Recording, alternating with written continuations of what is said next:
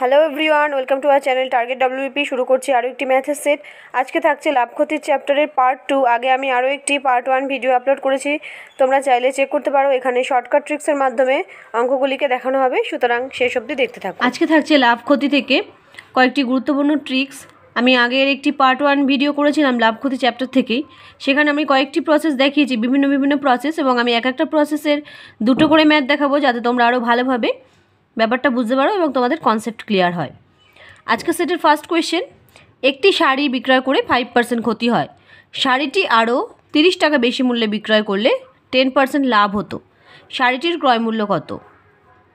এখানে এই প্রসেসের অঙ্ক কিন্তু পরীক্ষার ক্ষেত্রে ভীষণ কমন, সুতরাং খুবই কেয়ারফুলি অঙ্কগুলো করবে।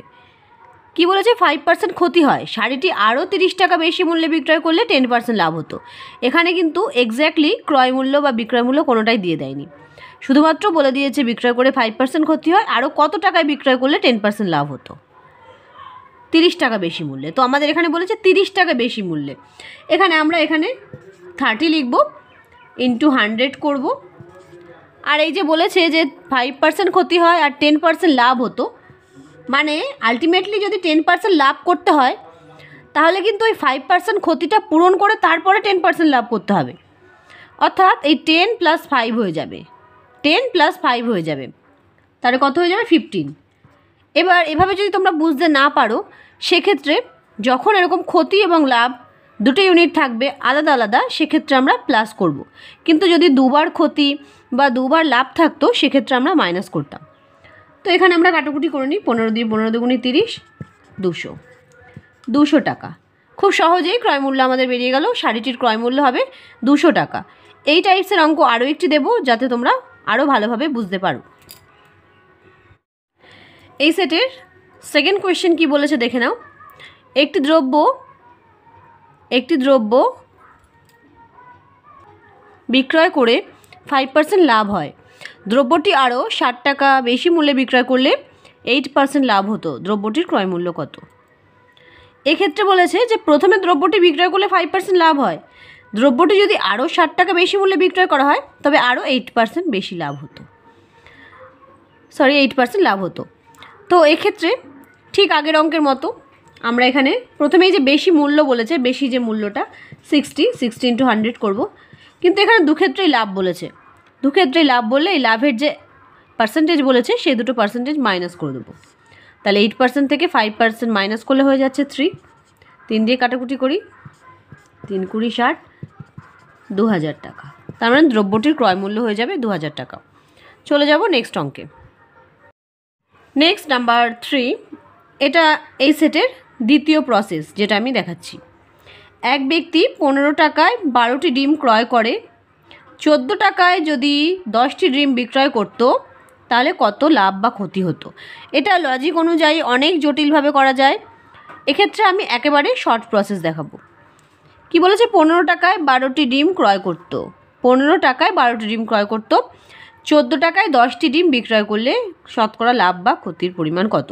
তো এখানে যে বলেছে যে প্রথম যে ডিম 15টি ডিম, তার সাথে যে শেষের টাকাটা অর্থাৎ 14 টাকা, এই 15 সঙ্গে 14 আমরা গুণ করে দেব।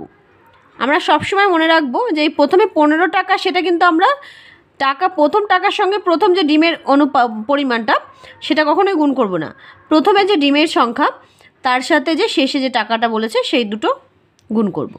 তাহলে 14 আর 12 গুণ করে নিলে হয়ে যায় 168। তারপরে যে দুটো ইউনিট পড়ে রইল 15 টাকা এবং 10টি ডিম, সেই দুটো গুণ করে দেবো।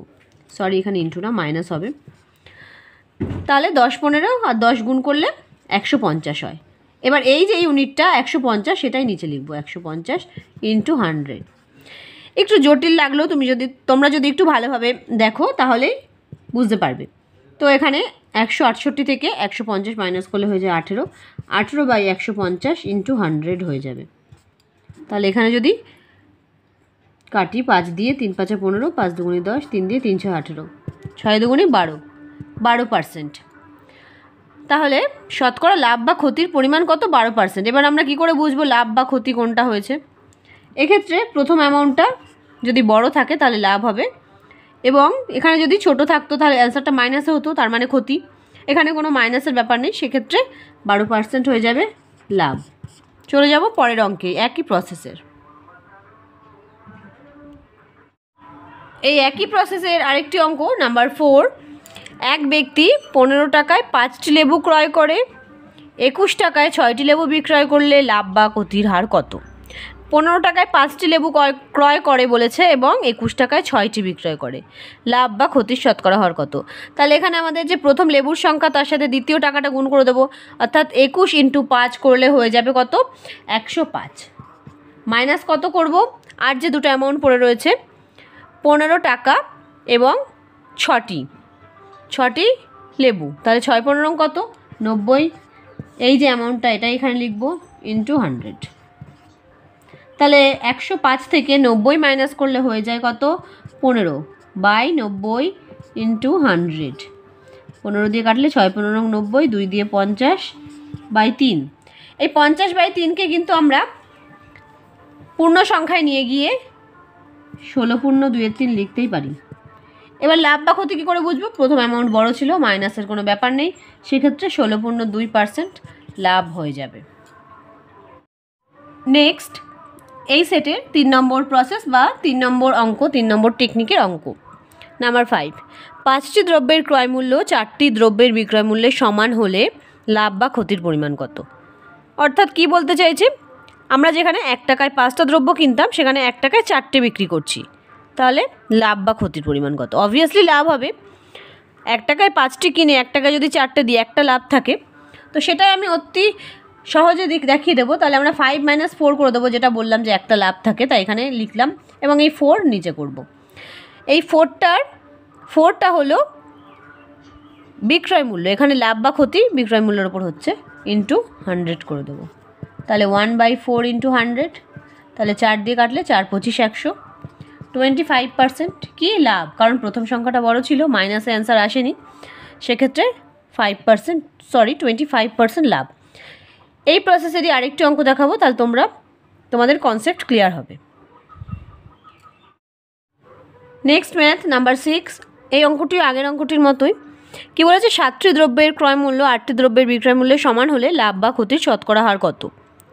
মানে 1 টাকায় 8টি দ্রব্য ক্রয় করে, 1 টাকায় 7টি দ্রব্য ক্রয় করে 1 টাকায় 8টি দ্রব্য বিক্রয় করলে লাভ বা ক্ষতির পরিমাণ কত? অবশ্যই ক্ষতি হবে, কিন্তু প্রসেস অনুযায়ী করে নেব। 7 - 8 করে নেব, নিচে 8 লিখব ইন্টু 100। তাহলে এখানে 7 থেকে 8 মাইনাস করলে কত হবে? -1 হয়ে যাচ্ছে /8 ইন্টু 100। এটাকে কাটাকুটি করলে 4 দিয়ে কাটলে 4 দুগুণি 8, 4 25 100, 25/2। তাহলে 25/2 মানে কত? 12 দুগুণি 24, 12 পূর্ণ 1/2%। কী হবে, লাভ না ক্ষতি হবে? এক্ষেত্রে কিন্তু প্রথম অক্ষরটি মানে প্রথমে যে সংখ্যাটি সেটি কিন্তু ছোট ছিল, এক্ষেত্রে মাইনাসের অ্যান্সার এসছে, তাহলে এটা হয়ে যাবে কি? ক্ষতি। 12 পূর্ণ 1/2% ক্ষতি হবে। শেষ হলো আমাদের এই লাভ ক্ষতির পার্ট 2 এর অঙ্কের সেটটি। ভিডিওটি ভালো লাগলে অবশ্যই লাইক করে বন্ধুদের সঙ্গে শেয়ার করবে। আমরা প্রতিদিন দুপুর 3টায় ম্যাথ, রিজনিং এবং জিকের ক্লাস অল্টারনেট করে দিয়ে থাকি, আগ্রহীরা অবশ্যই চেক করতে পারো। এরপর আমি আরও লাভ ক্ষতি সম্পর্কিত কিছু অঙ্ক দিতে থাকবো, সুতরাং চ্যানেলটিকে সাবস্ক্রাইব করতে পারো।